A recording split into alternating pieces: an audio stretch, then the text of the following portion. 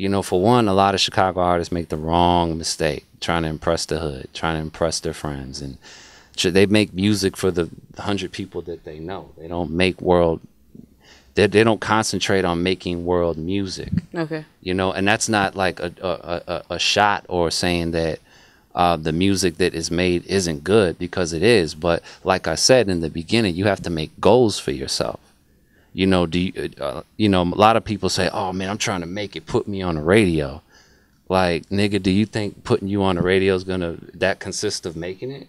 Well, you don't have big goals. Like, that's not it. You know what I'm saying? There's a bigger world out there. Like, there's a lot of artists who never even paid attention to radio. We're living in 2014, like the age of how you actually create a hit single and have backing for it and doing the marketing for it. It doesn't even matter about making mixtapes anymore. It doesn't even matter if you're popping on the radio. That doesn't matter. Like, people don't get that. It just doesn't stop in your city. So therefore, they have this imaginary prison that they've built. You know, this, you know, where people are like, oh man, I'm being held back. No, you're just limiting yourself by your thought process. You know what I mean? Like, yes. I mean, come on, Chance the Rapper didn't come to radio. I chased Chance the Rapper down and put him on radio. Wow. You know what I mean? Like, that's the difference. Like, he never even had a thought about, man, I want to be on, I want to do this. And he when my first interview that I did with him was his first time on radio. And this was right after he did his first mixtape. He was still in high school. Okay. And I just liked him so much that I was like, man, I gotta have him on the radio. Like, but this kid was already famous on the internet. Like, super duper stupid famous. And I was like, people don't think like that. And I was like, yo, that's how it's supposed to be. Like, you rage against the machine so that the machine follows you. Like I did. I chased him down. He didn't have no clean music. I cleaned it for him.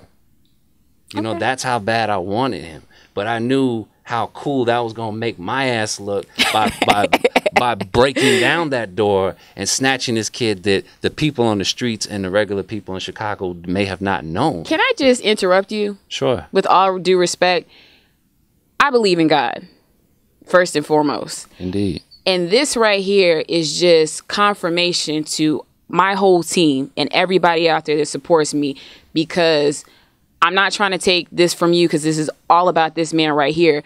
But it's the same thing even with this show.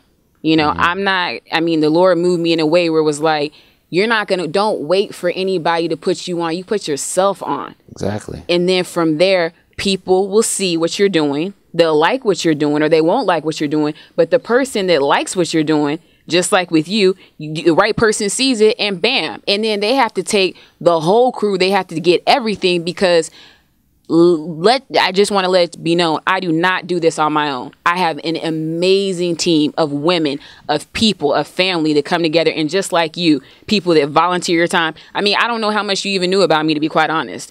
But I mean, there was something about the connection we had, and you volunteer your time, and that means so much to me. So I just want to say that I completely agree with what you're saying. And for all you out there, I mean, I am living proof. And I'm not saying that I quote unquote made it, but in my heart I have. And maybe I don't have the money and the recognition yet, but it's like I made it in the sense of I'm rich because I'm doing what I'm doing, and I get to do it with people like you and all the people you guys do not see on an everyday basis. So I'm sorry for that, but I had to. You took me there. Oh.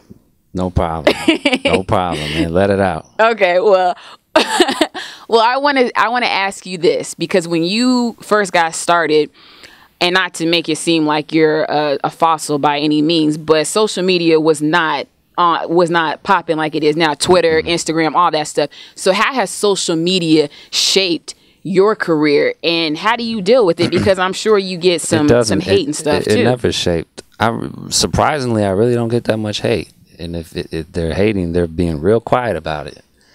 But and you know what? And I kind of understand why, you know, I don't really see it as much, because at the end of the day, I'm not the bad guy. I've never been the bad guy. I've never had a bad name in this industry. That's because I was only here to do one thing and one thing only. You know what I'm saying? And that was make the best out of Tim. I didn't hurt nobody in the process. I didn't step on nobody's back. I didn't take anything from anyone. I made my own. I tried to get on a certain way when I first got on. It wasn't working. All right, cool. I dug my own road. You know, like nothing would stop me.